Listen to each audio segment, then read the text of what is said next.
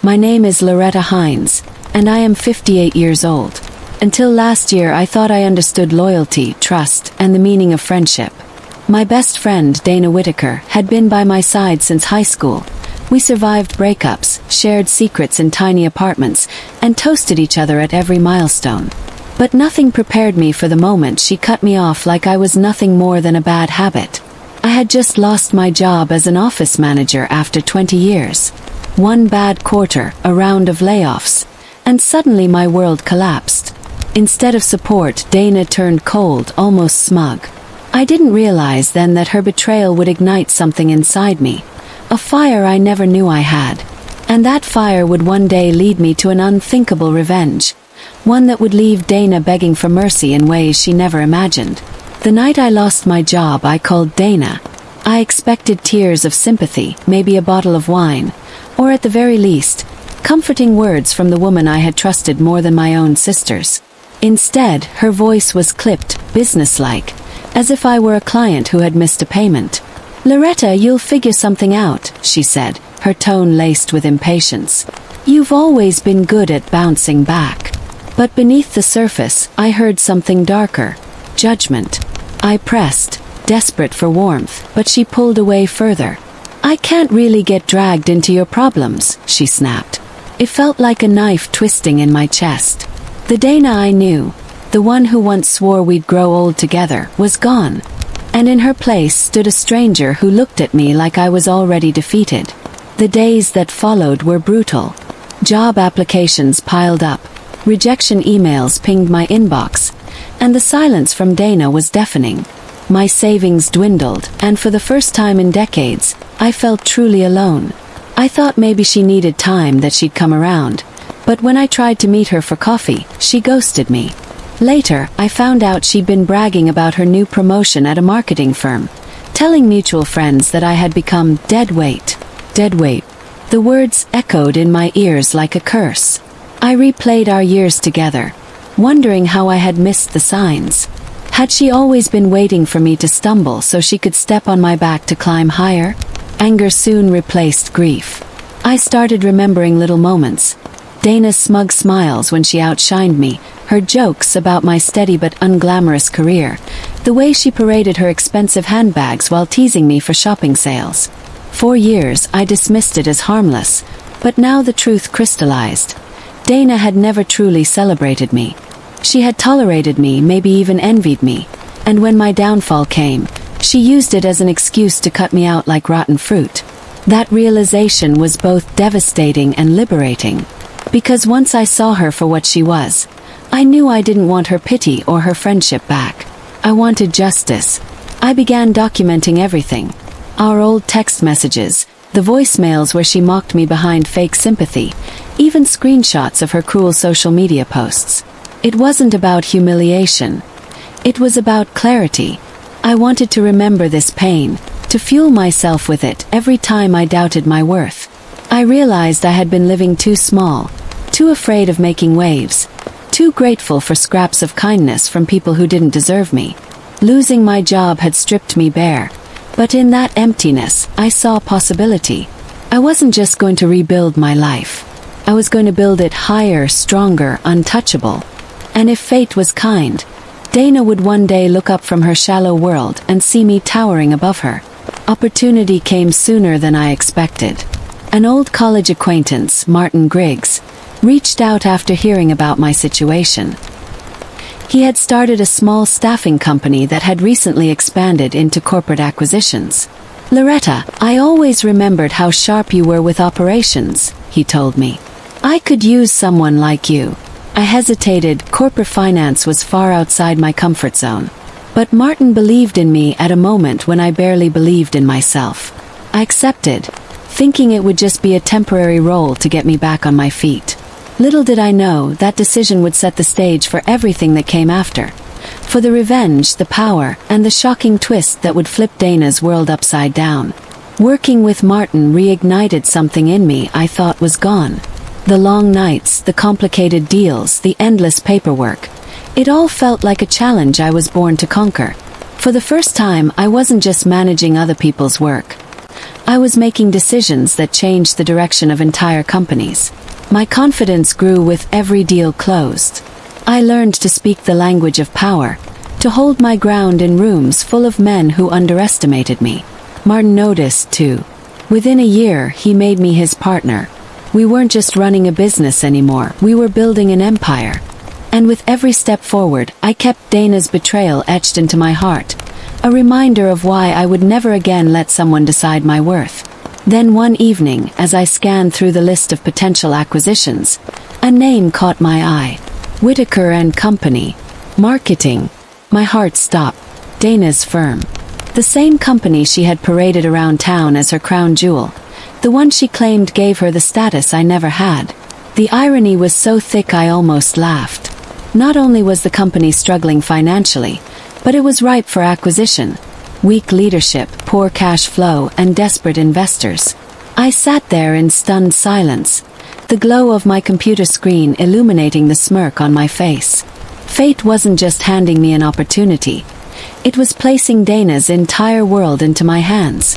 For a moment, I felt the urge to back away, to not mix business with vengeance. But then I remembered her words, dead weight. And my hesitation melted into resolve. I didn't tell Martin about my personal connection. This wasn't about petty revenge. It was about strategy. But deep down I knew it was more than business. This was the moment everything had been leading to. As the acquisition talks moved forward, I imagined Dana's face when she realized who now held the keys to her career, her pride, her very identity. She thought cutting me off had freed her, had elevated her above me. But soon she would learn the truth. I wasn't the dead weight dragging her down. I was the force she could never escape. And when the time came, I would make sure she understood exactly what it felt like to be discarded. That night I couldn't sleep. I paced my apartment, my thoughts swirling with memories of our friendship and the cold betrayal that followed. I imagined walking into her office, the look of shock on her face when she saw me, the power shift so complete it would leave her speechless. For years, Dana had enjoyed being the one with control, the one who made me feel small. Now the tables were turning, and the anticipation was electric. I didn't know exactly how it would unfold, but I knew one thing for certain. I was no longer the woman Dana had abandoned. I was something far stronger, and I was coming for everything she thought she had taken from me. So here I am, standing at the edge of a storm I never expected to create, my hands trembling not with fear but with anticipation. The deal is nearly done, and soon Dana will have no choice but to face me, not as the broken friend she left behind, but as the woman who now owns her future. And yet, as powerful as that thought is, a strange unease lingers in my chest, because deep down I wonder, what will Dana do when the mask falls away? Will she beg, will she fight? Or will she reveal something darker that I never saw coming? The answer waits in the days ahead, and I can feel the story only beginning. And if you've followed me this far, don't forget to subscribe, because what happens next will leave you speechless. The morning after I discovered Whitaker and Company was on our acquisition list, I sat at my kitchen table staring at the steam curling from my coffee cup. The irony was too sharp to ignore. For months, I had prayed for a sign that life hadn't abandoned me, and here it was. Dana's world, teetering on the edge of collapse, just within my reach. I thought of calling her, of whispering some cryptic warning to see if she sensed the storm coming, but I stopped myself. Dana had made her choice when she cast me aside. I wasn't here to offer her lifelines anymore. This was business now, and in business, emotions didn't win contracts. Strategy did. Yet, deep inside, I couldn't deny the flicker of satisfaction spreading like fire in my chest. For the first time in months, I felt powerful again. Martin called me later that day to confirm what I already knew. Whitaker and Company was desperate. Their largest client had just cut ties. Their debt was piling, and investors were losing faith fast. "It's a great opportunity," he said, his voice brimming with excitement. "If we move quickly, we can take control before someone else does." I nodded, though he couldn't see me. To him, this was just another deal, another chance to expand our empire. To me, it was personal, though I kept that part buried. I agreed we should move forward, my voice steady, but my mind raced. Dana had once mocked me for living small. Soon she would learn that small had simply been my starting point. Over the next few weeks, the acquisition talks moved swiftly. I buried myself in spreadsheets, contracts, and late-night meetings, each step pulling me closer to the inevitable confrontation. Still, I couldn't help but replay memories in my head. The way Dana once cried on my shoulder after her first divorce, how I had driven through a snowstorm just to bring her soup when she was sick, the laughter we shared over cheap wine when neither of us had much. Those memories twisted inside me like barbed wire. They reminded me of the friend I had lost, but also hardened my resolve. If Dana could discard me so easily after decades of loyalty, why should I protect her now? She had made her choice. My revenge was simply the consequence. The day we finalized the acquisition was unlike any other. Martin and I signed the last of the papers in a sleek downtown office, while city lights glittered against the glass walls. When the final signature was done, Martin clapped me on the back. "Welcome to the next level, Loretta," he said with a grin. "You're officially co-owner of Whitaker and Company." My heart pounded. The name sounded different now. It wasn't Dana's crown jewel anymore. It was mine. I tried to remain professional, to hide the storm brewing inside me, but my hands trembled with the weight of it. I had just taken control of the very company that had once given Dana the confidence to look down on me. And soon, she would realize that everything she had built now belonged to me. I didn't tell Dana right away. I let the news travel the natural way, through investors, whispers in offices, and the inevitable board meeting where the truth would be revealed. But I couldn't resist imagining her reaction. Would her face flush with anger? Would she crumble into tears? Would she try to spin it, pretend it didn't matter? I didn't know, but the thought consumed me. Every night, I stood in front of my bathroom mirror, practicing the lines I might say when I finally faced her. "How does it feel, Dana?" Or, "Dead weight doesn't look so dead now, does it?" Yet, deep down, I wondered if any words would ever be enough to capture the magnitude of this reversal. The confrontation came sooner than expected. I had barely adjusted to my new title when Martin suggested we attend the first executive meeting together. "It'll be good for morale," he said. "Let them see you as part of the leadership." My stomach twisted with anticipation. This was it. The moment I had been waiting for. I dressed carefully that morning, choosing a navy blazer that made me look sharp, unshakable. As I drove downtown, the city looked different, almost brighter, as though it too sensed the reckoning approaching. My hands gripped the steering wheel, my heart pounding in rhythm with the traffic lights. I wasn't just going to a meeting. I was walking into a battlefield, and Dana would be there, unprepared for the bomb I was about to drop. The boardroom was filled with the low hum of voices when I arrived. Executives shuffled papers, assistants clicked through slides, and at the far end of the table sat Dana. She looked polished, her blonde hair swept into a sleek bun, her pearl earrings catching the light.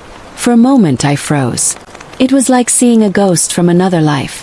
The friend I had loved, the betrayer I now despised. Our eyes met, and confusion flickered across her face. She blinked, as if she couldn't quite believe I was standing there. "Loretta," she whispered, barely audible. My lips curled into a small, deliberate smile. I took my seat at the head of the table, directly across from her, and folded my hands calmly. The room fell silent as Martin began the introductions. His voice steady and proud. "Ladies and gentlemen," Martin said, "as of this week, we are pleased to announce new ownership at Whitaker and Company. Please welcome our new co-owner and partner, Loretta Hines." The words hung in the air like thunder. Gasps echoed around the table, but my eyes never left Dana's. Her face drained of color, her mouth opened slightly, and for the first time in decades, she looked small, deflated, powerless. I savored the moment, every second of her unraveling. She tried to speak, to form words, but nothing came out. My heart raced, adrenaline surging through me. I wanted to leap across the table, to shout my victory, to remind her of every cruel word she had ever said. But I stayed composed, because I knew the silence was more powerful than any outburst. Dana finally found her voice, though it trembled. This can't be real," she stammered. "Loretta, what are you doing here? You don't belong in this room." Her desperation was like sweet wine to me. I leaned forward, my eyes locked on hers. "On the contrary," I said softly, each word deliberate. "I belong here more than you ever did." The room remained silent, all eyes fixed on us. For years, Dana had enjoyed being the center of attention, the one people admired. But now she sat exposed, stripped of her power, forced to face the reality she never saw coming. It was everything I had imagined, and yet something about the look in her eyes unsettled me. Behind the shock and fear, there was something else lurking, something darker. And that's when I realized Dana wasn't going to crumble quietly. Dana's eyes narrowed as if a flame had been lit behind them. For a moment, she looked like the Dana I remembered, the one who clawed her way to the top of Whitaker and Company with sheer willpower and charm. She leaned back in her chair, crossing her arms with a forced calmness that didn't reach her shaking hands. "So this is your little game, Loretta?" she asked, her voice dripping with venom. "You think owning a piece of paper makes you powerful? You don't know what you've stepped into." I could feel the other executives holding their breath, watching this showdown unfold. It wasn't just a board meeting anymore, it was a duel. My pulse raced, but I steadied myself. I had come too far to let Dana rattle me with words. Still, her confidence hinted at something I didn't yet understand. I smiled tightly, refusing to show the unease growing in my chest. "This isn't a game," I replied, my voice calm and steady. "This is business. The same business you once told me I wasn't good enough for. Looks like I proved you wrong." The words tasted like steel on my tongue, sharp and deliberate. Dana's lips twitched, almost a smirk, but her eyes betrayed a flicker of doubt. She glanced around the room, searching for allies, but the executives looked away. Their loyalty was already shifting. Power attracts power, and I held the pen that had signed their paychecks now. Still, Dana didn't crumble. She leaned forward, her voice low and deliberate. "You don't know the whole story, Loretta. And when you do, you'll wish you had stayed in your lane." Her threat was quiet but heavy, like thunderclouds gathering before a storm. I left the meeting victorious in appearance, but inside, unease gnawed at me. Her words replayed over and over. "You don't know the whole story." What story could she possibly mean? Was it a bluff, just another attempt to destabilize me? Or was there something hidden within the walls of Whitaker and Company that I hadn't uncovered yet? As I walked through the polished halls, executives nodding respectfully as I passed, I couldn't shake the feeling that Dana was holding a card close to her chest. Revenge had always felt straightforward in my imagination. Me rising, her falling. But real life was messier. People fought back, and Dana wasn't the type to surrender without a war. That night, I sat in my apartment surrounded by paperwork, contracts, and glowing screens. Martin called to congratulate me again, his voice bright and oblivious to the storm I felt brewing. "She's finished, Loretta," he said. "You saw her face. She didn't expect this, and she won't recover. You've won." I wanted to believe him. But Dana wasn't finished. Not yet. I knew her too well. She was stubborn, resourceful, and dangerous when cornered. After I hung up, I poured myself a glass of wine and stared out at the city skyline. For years, that skyline had mocked me, a reminder of everything Dana had and I didn't. Now it belonged to me too. But victory without peace felt hollow, and Dana's parting words echoed like a curse in my ears. The following week confirmed my fears. Strange inconsistencies began appearing in the company's files. Contracts didn't match, numbers weren't adding up, and there were whispers of accounts hidden offshore. At first, I assumed it was incompetence, the kind of sloppy bookkeeping that came with a struggling business. But the deeper I dug, the clearer it became. This wasn't carelessness. It was deliberate. Someone had buried secrets here, and I suspected Dana knew exactly where they were. I confronted the head of finance, But he stammered excuses and avoided my eyes. Dana had always been charming, manipulative even. Was it possible she still had people loyal to her inside these walls? The thought chilled me. My victory wasn't complete.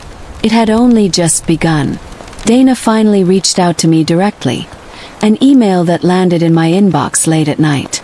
The subject line was simple: "We need to talk." The body of the message was even simpler. "Meet me tomorrow. A coffee shop on 7th noon. Don't be late." My first instinct was to delete it, to prove I didn't need to dance to her tune anymore. But curiosity gnawed at me. What did she think she could say to change anything now? I told myself it would be one last meeting, one final confrontation to close the book on this nightmare.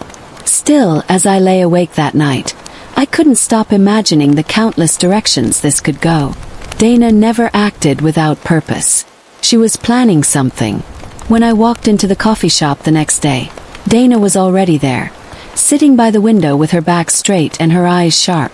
She wore a navy blazer and a calm smile, as if she hadn't lost everything. "Loretta," she greeted me smoothly, as though we were still old friends catching up. I sat down across from her, refusing to return the warmth. "What do you want?" I asked. She leaned forward, lowering her voice so only I could hear. "I want you to understand that Whitaker and Company isn't just a company. It's tied to things you don't know about. Things that can hurt you." Her tone wasn't mocking now. It was serious, almost warning. For the first time, I wondered if my revenge had uncovered something far more dangerous than betrayal. I raised an eyebrow, keeping my voice steady despite the shiver running through me. "What kind of things?" Dana's smile widened faintly, but it didn't reach her eyes. "The kind that don't go away just because you own a few shares. The kind that drag you under if you're not careful." She stirred her coffee slowly, her movements deliberate. "You wanted revenge. You got it. But you don't know what you've inherited, Loretta. Whitaker and Company is rotten at the core. And if you don't play this right, you'll go down with it." Her words hung in the air, heavy and sharp. My heart pounded. Was this a scare tactic, or was she telling the truth? And if it was true, what had I stepped into? I stared at Dana, torn between disbelief and dread. She leaned closer, her voice barely a whisper now. "You think you've won, but you've only opened the first door. Behind it, there are things you can't imagine. Things that will eat you alive if you don't listen to me." She pulled back, her face calm, her coffee untouched. I wanted to laugh, to call her bluff, to remind her she no longer had control. But deep inside something twisted. She wasn't bluffing. I could feel it in my bones. Dana might have lost her throne, but she hadn't lost her weapon. And in that moment, I realized my revenge story was no longer just about justice or betrayal. It was about survival. I left the cafe with her warning rattling in my skull, louder than the city traffic around me. Every step felt heavier, my mind replaying her words on a loop. I wanted revenge to be clean and satisfying, but instead I found myself standing at the edge of something darker, something I hadn't planned for. And as I climbed into my car, my phone buzzed with a new email notification. It was from an anonymous sender, but the subject line made my blood run cold. "We know what you did." I sat in my car gripping the steering wheel, staring at the subject line on my phone screen. "We know what you did." My throat went dry as if all the oxygen had been pulled from the air. The message itself was short and cryptic. No sender name, no details. Just those 5 words followed by a blinking cursor like a taunt. I hit reply instinctively, but the address was scrambled nonsense. Couldn't be traced. My heart pounded, and I thought of Dana's voice at the cafe. "Whitaker and Company is rotten at the core." Was this her? Or was it someone else? Someone behind the curtain she had hinted at. Revenge was supposed to give me power. Instead, it was unraveling into something far darker than I could control. I told myself I wouldn't let fear win. I had clawed my way here, rebuilt myself from humiliation, and now sat at the helm of a company once denied to me. Fear was Dana's weapon, not mine. Still, I couldn't shake the paranoia gnawing at me. That night, I sat awake in bed, the city lights flickering against my ceiling. The anonymous email wasn't just a threat, it was a signal. Someone was watching, someone knew my moves, and maybe even my weaknesses. I thought of the files I'd seen, the inconsistencies in the books, and the offshore accounts. Whitaker and Company wasn't a company anymore. It was a labyrinth, and I had just stepped into its darkest hallway without a flashlight. The next morning I called Martin. He was my anchor, the one person who believed in me without hesitation. I told him about the email, about Dana's warning, about the rotten core. His usual optimism faltered, replaced by a cautious tone. "Loretta, you need to be careful.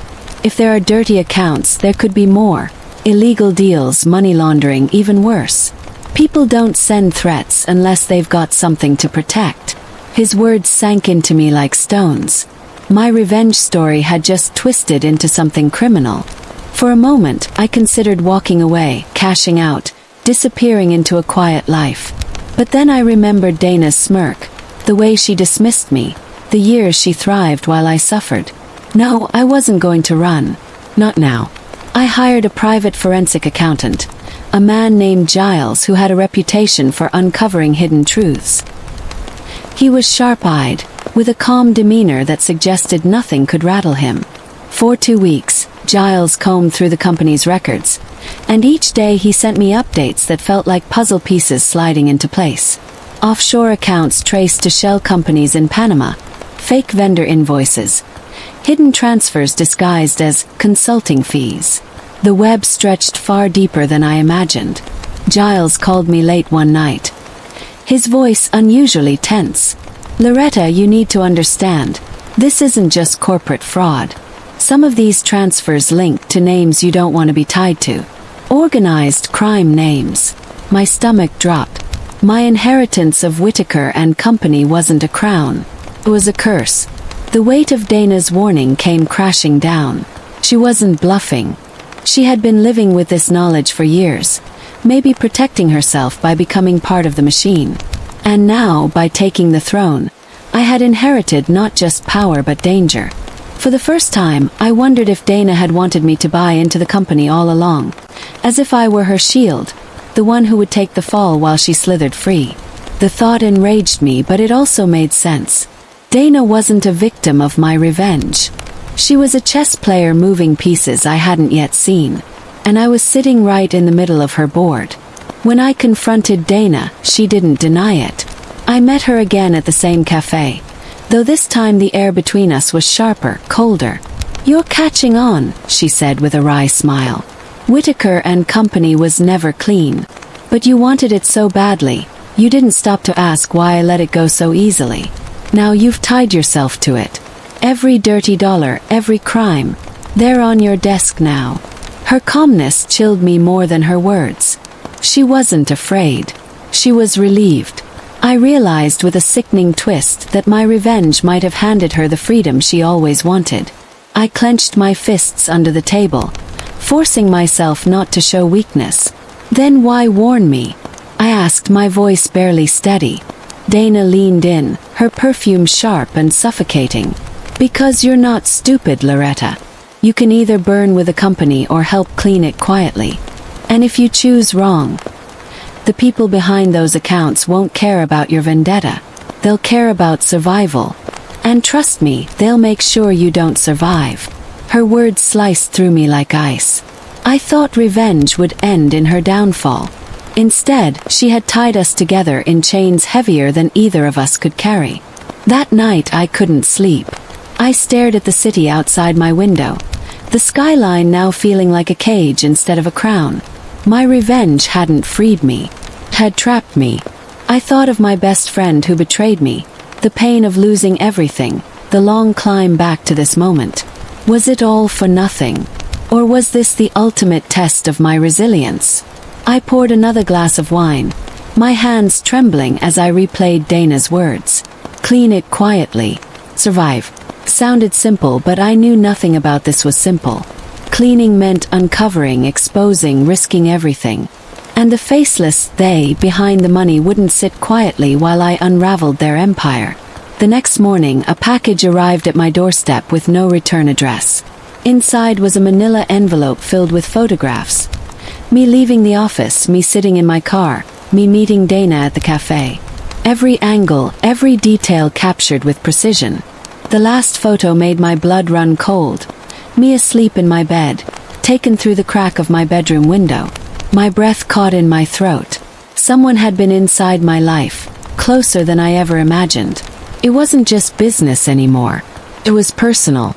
I clutched the photos with trembling hands, my heart pounding in terror and rage. Whoever they were, they wanted me to know I was being watched. And if I wasn't careful, I might not live to see my revenge through. I sat at my kitchen table with the photographs spread out before me like evidence in a crime drama. My reflection on the glossy paper looked foreign. Frightened, hunted, small. My fingers traced the edges of the photo taken through my bedroom window, bile rising in my throat. Whoever had taken these wasn't just sending a warning. They were daring me to act, testing how far they could push me before I broke. I closed my eyes and asked myself the question I had been avoiding. Was revenge worth this? For years I had dreamed of Dana begging me for help, of finally winning back my pride. But pride didn't matter if I ended up dead. I inhaled sharply, forcing my trembling hands to still. I had two choices: burn everything and disappear, or fight until the rot at Whitaker and Company had no place left to hide. I thought of my younger self, the one who cried in the bathroom when Dana cut me off after I lost my job. That broken woman would have run, would have packed a suitcase and begged for obscurity. But I wasn't her anymore. Pain had carved me into something sharper, harder, unwilling to bend. My humiliation had already stolen too many years from me. I wouldn't let fear steal the rest. I pulled the photographs into a neat stack, shoved them back into the envelope, and set it on the counter like a challenge. If they wanted me scared, they had chosen the wrong woman. I whispered into the empty room. "You've been watching me? Watch me burn your empire to the ground." The next day, I called Giles, my forensic accountant, and told him we were no longer just digging quietly. We were building a case. His hesitation crackled through the phone. "Loretta, if you take this public, you're making enemies you can't unmake." I steadied my voice. "Then I'll need more than numbers. I'll need proof that sticks, proof the police or the press can't bury." Giles sighed, but I could hear respect beneath the worry. "All right. But if we go down this path, you'll need allies. People you can trust to stand beside you when the fire comes." His words lingered after the call. Allies. The word felt foreign. For so long, I had relied only on myself. But maybe now, survival demanded more than solitude. That night I called Martin again. This time, I didn't sugarcoat the danger. I told him about the offshore accounts, Dana's veiled threats, and the photos left at my door. Silence stretched on his end of the line, long enough that I feared he'd hang up. Then his voice came, low but resolute. "Loretta, I'm in. If they're watching you, they'll be watching me soon enough anyway. Better I stand beside you than behind." My chest tightened with something I hadn't felt in years. Gratitude mixed with hope. I had an ally now. Someone who wouldn't flinch when things grew darker. For the first time, I didn't feel completely alone in the storm. Over the following week, Martin and I worked with Giles in secret, gathering threads of evidence and stitching them into a narrative no one could ignore. Bank statements, false invoices, photos of suspicious meetings, all connected like veins in a diseased heart. Giles' voice grew sharper with each discovery. "Loretta, the people behind this aren't just laundering money. They're buying influence. Judges, politicians, even cops. That's why Dana never went down. She was protected." My stomach twisted. This wasn't revenge anymore. This was a war against a system bigger than me, bigger than Dana, bigger than Whitaker and Company. And yet, something in me ignited. Maybe revenge had brought me here, but justice, real justice, would carry me forward. Dana, of course, sensed the shift. She cornered me outside the office one evening, her heels clicking against the pavement like gunshots. "You look different," she murmured, narrowing her eyes. "Less scared. More reckless. That worries me, Loretta." Reckless women don't last long in this game. I forced a smile that didn't reach my eyes. Then maybe I'm not playing your game anymore. For the first time, Dana's smirk faltered, just a flicker of doubt in her polished mask. She leaned in close, her breath warm against my ear. Careful. The people you're chasing don't need you alive to silence you. I didn't flinch, though my heart raced. Then they'll have to catch me first. Her expression hardened, and for the first time, I saw something like fear in her eyes. By the end of the week, Giles delivered a bombshell. "Loretta, I've traced one of the shell companies to a property right here in the city. It's a safe house. If we can get inside, we might find records they never expected anyone to uncover."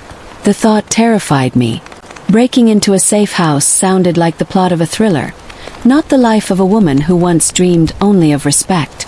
But if I was truly committed, this was the next step. Martin agreed without hesitation.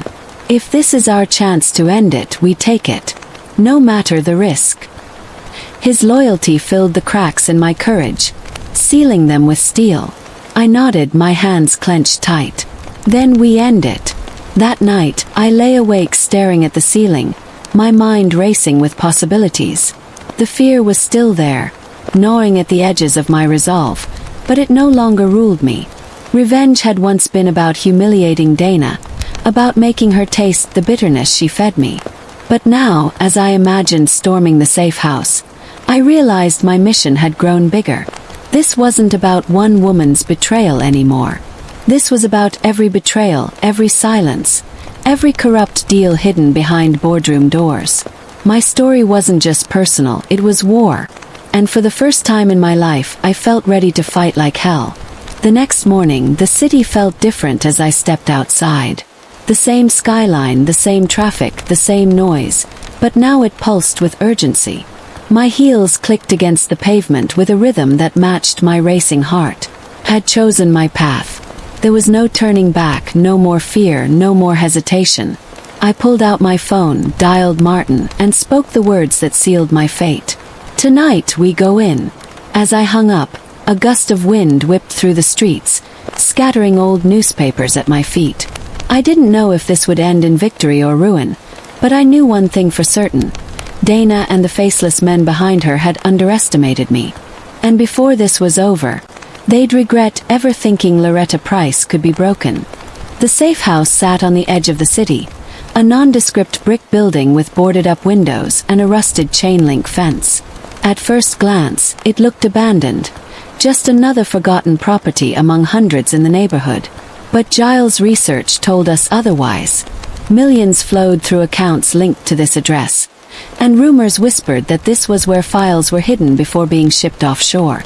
Standing across the street, my heart hammered as I adjusted my coat. "It looks dead," I whispered. Martin shook his head, scanning the perimeter with narrowed eyes. "Dead buildings don't hum with power. Look." I followed his gaze. Small cameras tucked into corners, faint glows of motion sensors. The place wasn't abandoned. It was a trap disguised as rubble. We waited until midnight, when the streets thinned and the hum of traffic gave way to silence. Martin clipped the lock on the fence, the crunch of metal making me wince. Every sound felt magnified, every shadow a threat.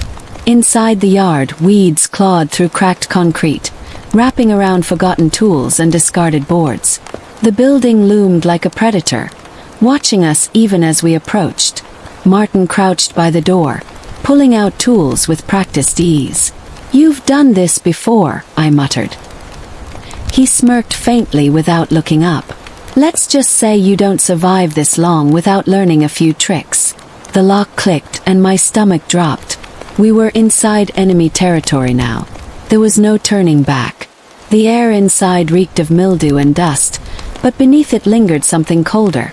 Sterile, metallic, clinical. It reminded me of hospitals, of secrets preserved in cold rooms. Our flashlights cut through the dark, sweeping across peeling paint and cracked tile floors. At first it seemed empty, just a shell. Then Martin froze, his beam catching on a reinforced steel door halfway down the hall. My pulse quickened. "That's it. Safe." The vault where files no one wanted exposed would be kept. We hurried forward, though every instinct screamed to run. As Martin worked on the lock, I glanced over my shoulder. For a heartbeat, I thought I saw movement, shadows shifting beyond our lights. I swallowed my panic and kept my voice low. "Faster, Martin. We're not alone." The lock gave way with a dull click, and the steel door creaked open, groaning like something alive. Inside was a room lined with filing cabinets, shelves stacked with boxes, and a humming computer terminal in the corner. My breath caught. This wasn't just evidence. This was the archive, the backbone of everything Dana and her partners had built. "Holy hell," Martin whispered. I pulled open the nearest drawer, papers rustling beneath my fingers. Contracts, wire transfers, blackmail letters. Each document was a nail in the coffin of their empire. My hands shook as I photographed everything, my phone buzzing with each shutter. Every page felt heavier than the last, weighted with lives destroyed, futures stolen. We were holding proof of corruption so vast it could topple more than just Dana.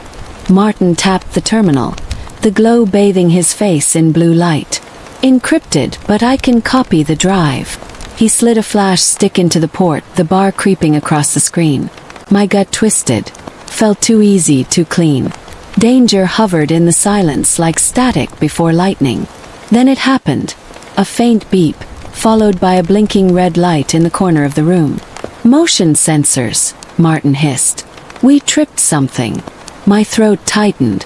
Somewhere in the building, a low was started, like machinery waking up. My pulse spiked as I grabbed another file. "How long do we have?" Martin yanked the stick free. "Minutes, maybe seconds." Suddenly the room felt like a coffin, the walls pressing closer with every breath. We bolted down the hallway, our flashlights bouncing wildly as the hum grew louder. Somewhere above, a door slammed. Voices echoed, sharp, clipped, angry. They weren't just guards. These were men who didn't ask questions, only made bodies disappear. My chest heaved as I pushed myself faster, clutching the envelope of documents to my chest like a lifeline. Martin shoved me toward a side exit, his face pale. "Go," he hissed. We burst into the yard, the cold night air biting at our skin. Behind us, footsteps thundered closer and closer. A flashlight beam cut across the fence, followed by the unmistakable click of a gun being cocked. My legs trembled, but I didn't stop. Couldn't. Not now. We dove into the alley, the sound of shouts exploding behind us. Martin grabbed my hand, pulling me through the darkness with desperate strength. "Left!" he barked, and we ducked behind a dumpster just as headlights swept the street. A black SUV crawled by, its windows tinted, its engine purring like a predator circling prey. My lungs burned, my breath ragged, but I held onto the envelope with everything I had. If they caught us, it wouldn't just be about survival. It would be about silencing the only proof we had. Martin pressed a finger to his lips, eyes wide as the SUV idled. I thought my heart might give out from sheer terror before it finally rolled away. When the night swallowed the last sound of the SUV, I collapsed against the wall, trembling. Martin's hand found mine, steadying me. "We got enough," he whispered. "More than enough." I nodded, but tears stung my eyes. The fear had been suffocating, the danger closer than ever. But beneath it, something else stirred, a fierce, burning resolve. We hadn't just found evidence. We had survived their attempt to erase us. And now, with this proof, we could finally strike back. My voice cracked as I whispered, "This is it, Martin. We end them." He squeezed my hand tighter, his face grim but determined. "Then let's make sure the whole world sees what they've been hiding." Back home, I spread the documents across my table, the weight of them pressing against my soul. Each page was a story of betrayal, a weapon waiting to be unleashed. My hands trembled not from fear but from power. I wasn't just the woman Dana had discarded, the friend she mocked for losing a job. I was the woman holding the matches that could burn her empire to ash. For the first time I smiled, not with bitterness but with grim satisfaction. They had hunted me, watched me, tried to silence me. But they had failed. Now it was my turn to hunt, my turn to strike. And I wouldn't stop until Dana, and everyone like her, begged for mercy that would never come. The next morning, I sat at my kitchen table with a mug of cold coffee, staring at the stack of files. My fingers hovered over my phone, ready to press send. The evidence wasn't just enough to implicate Dana. It was enough to ignite a firestorm. Bank transfers, offshore accounts, bribes, and blackmail. This wasn't a scandal. This was systemic corruption, sprawling across companies and names I hadn't dared imagine. My chest ached with the weight of it.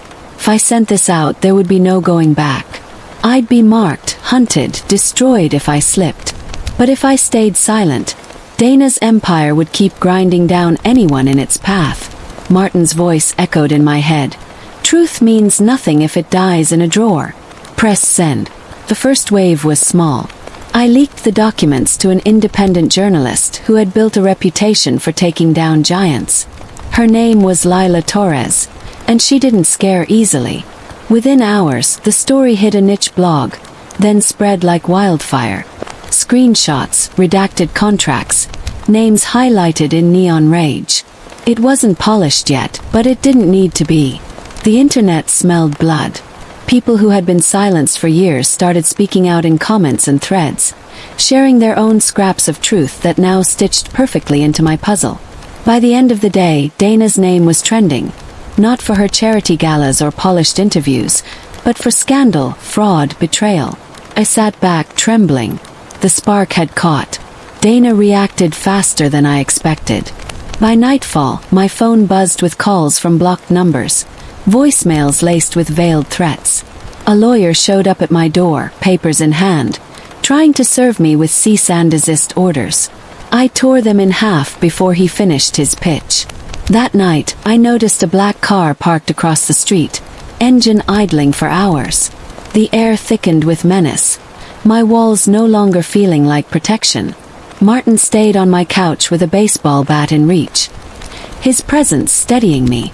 "This is the storm," he muttered. "But storms break. Keep pushing." His faith kept me upright, even when my knees wanted to buckle. The next morning, Dana made her move public. A press conference streamed across networks, her face poised, her voice calm, dripping with false sincerity. She called the leaks desperate lies from a bitter ex-friend, accusing me of fabricating documents to smear her reputation. I nearly laughed at the audacity. But then she pivoted, threatening legal action not just against me but against anyone who published the files. She smiled at the cameras like a queen above reproach. Watching her, bile rose in my throat. I'd once loved her like a sister. Now, all I saw was a predator cloaked in silk, spinning lies to keep her throne.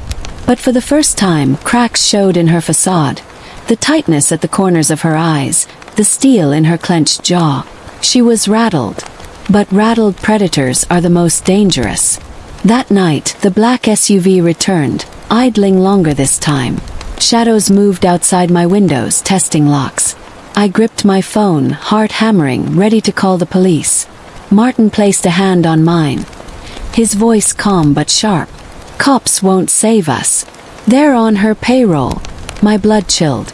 He wasn't being paranoid. The files had shown payoffs to local officials, judges, even police chiefs. Calling for help would just put a target on my back faster. We sat in silence, the night stretching like a blade. When the SUV finally left, my hands still trembled. Dana wasn't just fighting with lawyers now. She was sending a message. "Stop or we'll end you." Instead of breaking me, it fueled me. The next day I escalated. I didn't just leak files. I broadcasted video clips Martin had dug from the hard drive. Recordings of boardroom conversations. Dana's own voice laughing about manipulating markets and crushing smaller companies. Proof no spin doctor could erase. The internet didn't just rage. It howled. Hashtags exploded. Influencers picked up the story. Victims' families recorded tearful testimonies. It spread beyond blogs to mainstream outlets. Dana couldn't contain it. Every hour, her empire cracked wider. My phone buzzed non-stop, strangers calling me a hero, a warrior. But for every cheer, another threat came. Emails promising my death, messages with my address attached. It was both exhilarating and terrifying, living at the edge of glory and ruin. Martin grew more restless, pacing my living room, checking locks again and again. "She's going to escalate further," he muttered.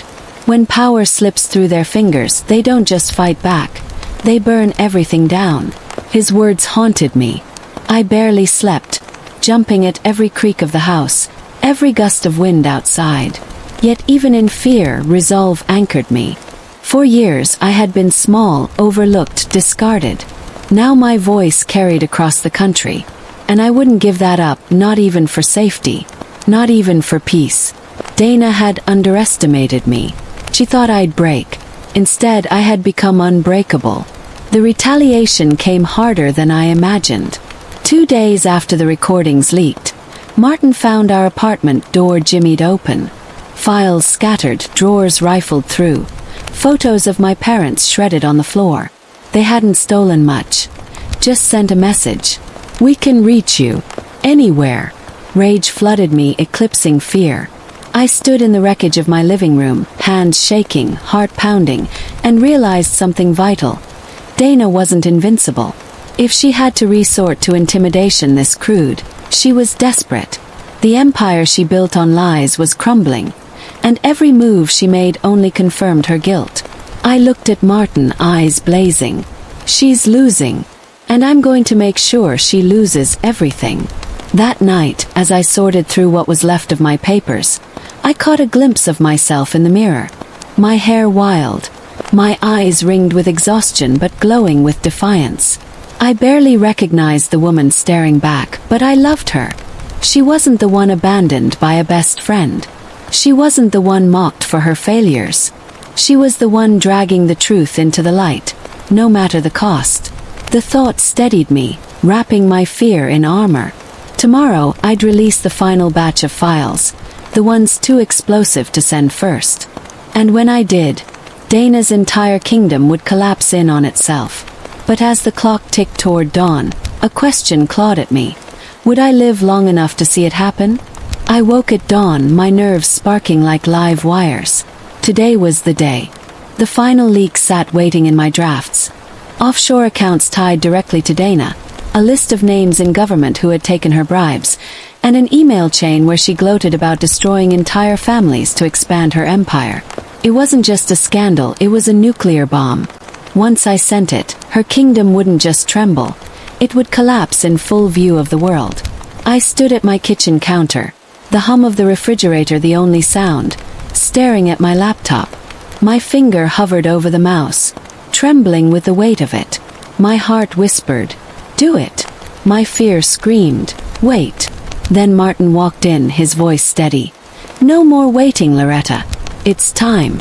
And with a single click, I detonated the truth. The files spread faster than I ever imagined.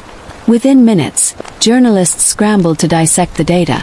Anchors interrupted regular programming, and headlines screamed corruption, betrayal, and criminal empires. Hashtags exploded across social media. Hashtags that chained Dana's name to words like fraud, theft, and monster. By mid-morning, her face was plastered across every screen in America, not as the polished philanthropist she pretended to be, but as a predator finally unmasked. Watching it unfold felt surreal.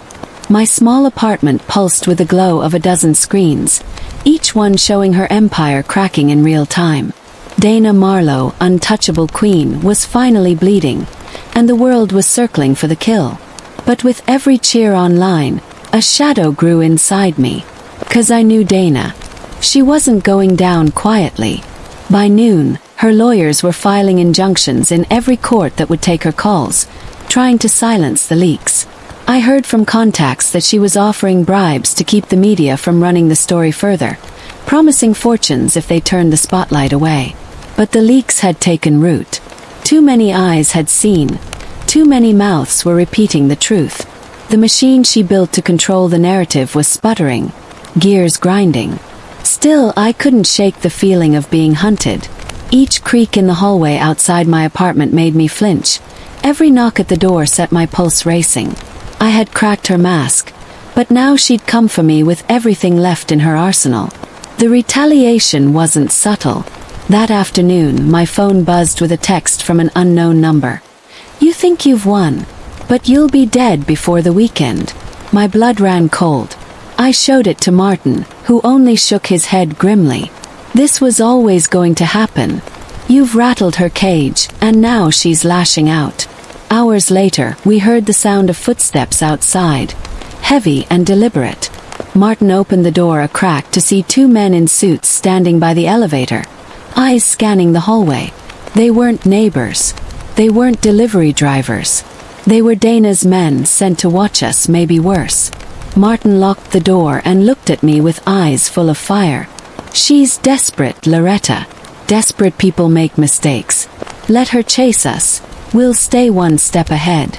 Even as fear pressed its claws into me, I couldn't help but marvel at what was happening outside our walls.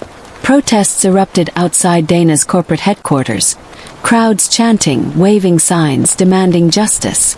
Former employees stepped forward with testimonies, their faces pale but voices strong as they described years of abuse and exploitation. One woman, tears streaking her cheeks, described losing her entire retirement savings because Dana's company had crushed her pension fund. The public wasn't just outraged, they were furious. Dana had stolen not just money but trust, dignity, lives. And now the floodgates had opened, voices rising in a tidal wave that threatened to drown her. Watching it unfold, I felt a spark of hope cut through the fear. Maybe, just maybe, we were winning.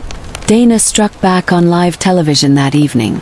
She appeared in a carefully staged interview, her hair perfect, her smile brittle, her voice dripping with false grace. She called the leaks an orchestrated campaign of lies, her gaze icy as she accused me directly of manufacturing evidence. She painted me as a bitter, jobless nobody, jealous of her success.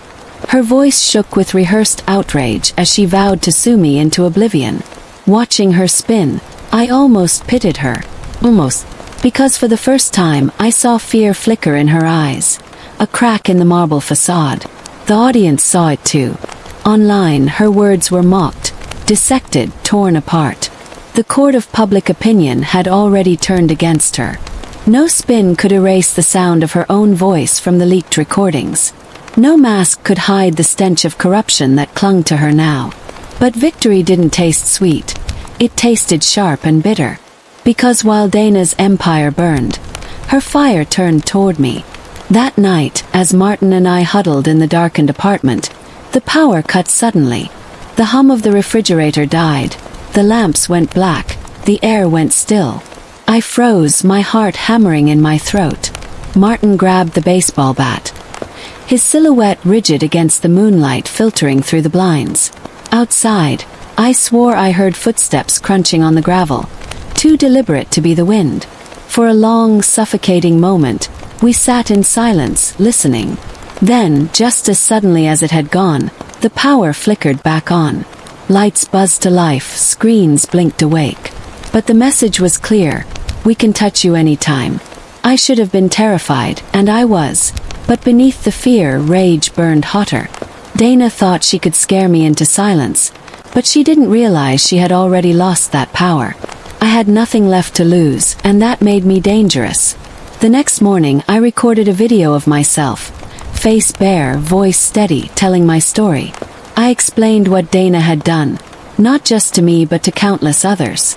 I showed pieces of the evidence, just enough to confirm the truth without endangering the victims further. And then I looked straight into the camera and said, "You can threaten me, but you can't silence me. The truth is out, and it's bigger than one person. It's bigger than Dana. It's a movement now. And movements don't die." Within hours, the video went viral. Millions watched, shared, cried, raged. I wasn't just a whistleblower anymore. I was a symbol. By the end of the week, the cracks had turned into a landslide. Government officials announced investigations. Investors pulled out of Dana's companies, and lawsuits piled high like mountains waiting to crush her. Her once loyal board members scrambled to distance themselves, resigning in waves. each statement a knife in her back. I sat at my kitchen table again, staring at the chaos unfolding on screen, and for the first time in years I felt something like peace. The monster who had haunted me was no longer untouchable. She was cornered, bleeding, desperate. But as I exhaled, relief filling my lungs, a thought gnawed at me. Desperate predators don't die quietly. And Dana Marlowe wasn't finished yet. The news hit like a lightning bolt. Dana Marlowe had been indicted. Federal agents raided her offices, seizing boxes of files, hard drives, and servers. The footage looped on every major network. Her manicured hands cuffed behind her back, her jaw clenched with fury as cameras flashed. The country roared with triumph, and for a brief moment I thought it was over. Martin even hugged me, whispering, "We did it." But beneath the applause, a chill lingered. Dana wasn't the kind of woman to accept defeat gracefully. She had lived her entire life pulling strings, moving pawns, punishing those who dared cross her. And as the cuffs bit into her wrists, I saw it in her eyes. Rage, calculation, vengeance. She wasn't finished. Not yet. That night, while the world celebrated, the danger came knocking. Literally. A pounding rattled my apartment door, hard enough to shake the frame. Martin rushed to the peephole, his face blanching. "It's them," he whispered. I didn't need to ask who. Through the crack in the blinds, I saw the silhouettes. 3 men in dark coats, standing too still, too heavy. My phone buzzed again with a text from an unknown number. "You should have stayed quiet. Now we finish this." My blood ran cold. Dana might have been in custody, but her reach was long. Even caged, she still had claws, and she had unleashed them on me. We killed the lights and crawled toward the back, hearts pounding in sync with the pounding on the door. Martin grabbed the baseball bat again, his knuckles white. My mind raced with options. Call the police, run, fight. But each felt futile. Dana had always been 5 steps ahead. Suddenly, the pounding stopped, leaving a silence so heavy it felt suffocating. Then came the sound of metal scraping, the lock twisting from the outside. My stomach dropped. They were coming in. Adrenaline surged through me, hot and electric. Martin hissed, "Out the window now." We shoved it open, the night air biting cold as we scrambled onto the fire escape. Behind us, the door burst open. We clattered down the iron stairs, hearts hammering, breaths short. Shouts erupted above. Footsteps pounding, the chase alive. Martin grabbed my hand, pulling me into the shadows of the alley. For a moment, the city felt like a predator itself. Streets too quiet, corners too dark, every flickering streetlight a warning. We ran until our legs burned, weaving through blocks until we ducked into the back entrance of an all-night laundromat. The smell of detergent filled my lungs as we crouched behind humming machines, listening for pursuit. Martin's hand trembled as he held mine, but his voice stayed steady. "We can't run forever. We've got to end this tonight." His words sank deep. He was right. Dana had made her move. It was time to make mine. While the world thought she was behind bars, Dana still pulled strings from the shadows. And if she was this dangerous locked away, I couldn't imagine what she'd do if she wriggled free. My only hope was to expose the last pieces of her web. The accomplices, the offshore accounts, the assassins she paid to silence dissent. I still had files untouched, fragments too risky to release before. But now, holding back was a luxury I couldn't afford. If I was going down, I was taking every last secret with me. I pulled out my phone, hands shaking, and began sending the final cache to every journalist, every activist, every platform that would take it. The truth poured out, unstoppable, like water bursting through a dam. Minutes later, my phone lit up with calls and messages from reporters, some begging for interviews, others stunned by the scale of what I'd shared.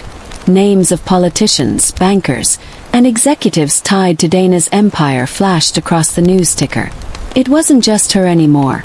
It was everyone who had protected her, profited with her, fed on the same corruption. The fire had spread beyond control.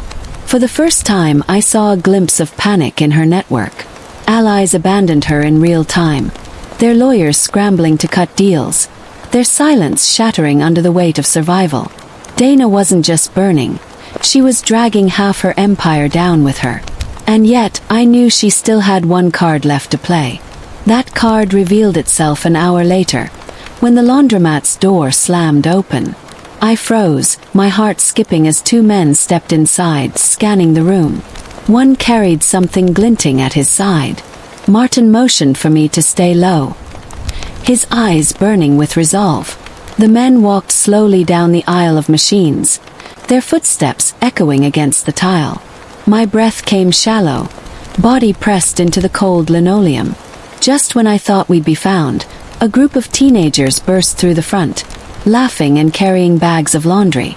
The distraction was enough. Martin yanked my arm, pulling me through the back exit into the night. We ran again, every step fueled by survival and the knowledge that Dana's reach wasn't infinite. She could hunt me, but she couldn't erase the truth now flooding the world. By dawn, headlines screamed louder than ever. Dana's empire was in freefall, her name synonymous with scandal, corruption, and violence. Yet even as the nation celebrated her downfall, my fear only deepened. Because I knew Dana wasn't broken yet. A woman like her, fueled by pride and rage, would burn the whole world before she admitted defeat. And she still had loyalists out there. People who owed her everything, people willing to spill blood to prove their loyalty. Martin turned to me as the first rays of light hit the city skyline. His eyes were heavy, but his voice was steel. "We can't hide anymore, Loretta. If she's going to come for us, we meet her head-on." His words chilled me, because deep down I knew he was right. I stood at the window, watching the city stir awake, and realized this war wasn't about survival anymore. It was about ending Dana Marlowe once and for all. I had spent months running, hiding, leaking, fighting in the shadows. But the shadows had nearly consumed me. If I wanted peace, if I wanted freedom, I couldn't just dismantle her empire. I had to confront her. I had to stand face to face with a monster who had devoured so many lives and look her in the eye without fear. My hands trembled, but my resolve hardened. Chapter 10 wasn't just going to be an ending. It was going to be a reckoning. And this time, Dana wasn't walking away. The prison smelled of bleach and stale air. But even behind concrete walls and iron bars, Dana Marlowe radiated menace. She sat across the glass partition, orange jumpsuit crisp, eyes gleaming with the same cold calculation I'd seen when her men stormed my apartment. "Well," she drawled into the receiver, her lips curling into a smile. "Look who came crawling." My pulse thudded in my ears, but I forced myself to meet her gaze. I hadn't come here to crawl, came to end this. She leaned forward, voice a low hiss. "You think you won. All you did was light the fuse. The fire's still burning, and it won't stop until it consumes you." My hand tightened on the phone, but instead of flinching, I let my lips form a small, defiant smile. "Funny," I said. I was about to say the same thing. For weeks, I had debated this moment. Should I look her in the eye? Should I grant her the satisfaction of knowing she still haunted me? Sitting there, separated only by glass, I realized she wasn't the monster I had built in my nightmares. She was flesh and blood, a woman unraveling, desperate to cling to power she no longer had. Her empire was gone. Her allies had betrayed her. The world had seen her for what she was. And yet, in her voice, there was still venom. "You exposed me," she said, tilting her head. "But you didn't kill me. And as long as I breathe, I'll find ways to strike." I leaned closer, letting my voice drop so only she could hear. "Then maybe it's time you stop breathing metaphorically. Your reign ends now, Dana. And this time, it's not me coming for you. It's the truth." Her face hardened, her manicured nails tapping the receiver rhythmically. "Do you know why people followed me?" she asked. "Because I gave them what they wanted. Power, wealth, fear. You've got none of that. You're just an old woman clinging to her scraps." The words sliced, sharp and cruel, but they didn't land the way she hoped. I had spent my life raising children, loving, grieving, surviving. She measured power in money and loyalty bought with threats. I measured power in resilience, I straightened in my chair, my voice unwavering. I may be 70, Dana, but I've outlived every storm life has thrown at me. And I'll outlive you. For the first time I saw a flicker in her eyes. Uncertainty, maybe even fear. It was small, but it was there. The guard tapped on the glass. Signaling time was almost up. Dana pressed the receiver tighter, her voice sharp and desperate now. This isn't over. They'll come for you again. The men you haven't exposed, the ones who'd rather bury you than be dragged into the light. They'll finish what I started. I let her words hang in the sterile air before replying softly. Then let them come, because I'm not afraid anymore. And you'll rot here powerless, watching as everything you built crumbles. I stood, the chair scraping against the floor, and placed the phone back on the hook. Her mouth moved furiously on the other side, but I no longer heard her. The glass was between us. The world was between us. And finally I was free. When I stepped outside, Martin was waiting, leaning against the car with arms crossed. The morning sun warmed my face, a stark contrast to the cold tension of the prison walls. "How'd it go?" he asked, scanning my expression. I exhaled deeply, the weight of years releasing from my shoulders. "She's finished," I said.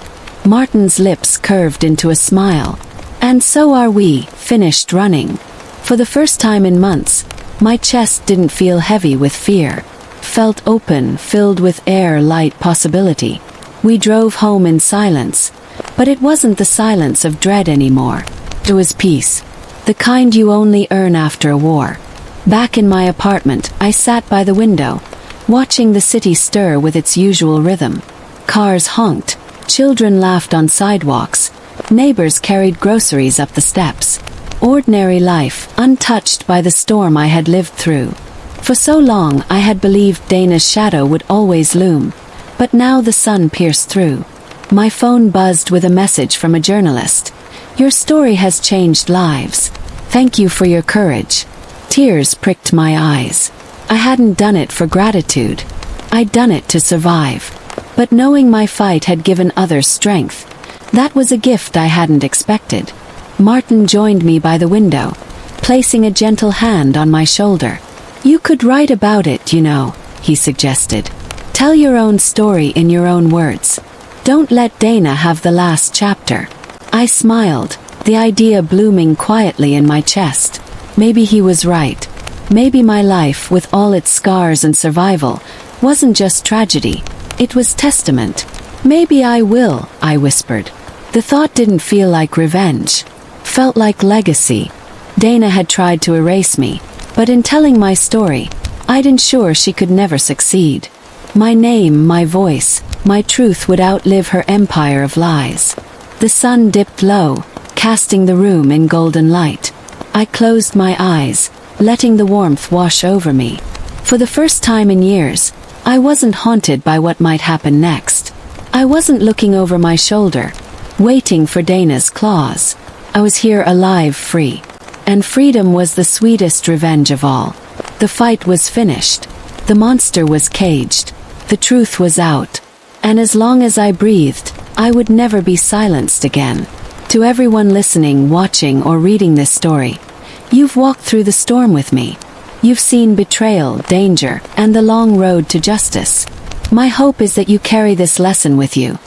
No matter how powerful the enemy seems, truth and resilience can outlast them all. If you've felt this story stir something inside you, if you've cheered, cried, or held your breath with me, then I invite you. Please like, share, and subscribe. It keeps stories like this alive and ensures the fight for truth continues. 'Cause our voices matter. And together they're unstoppable.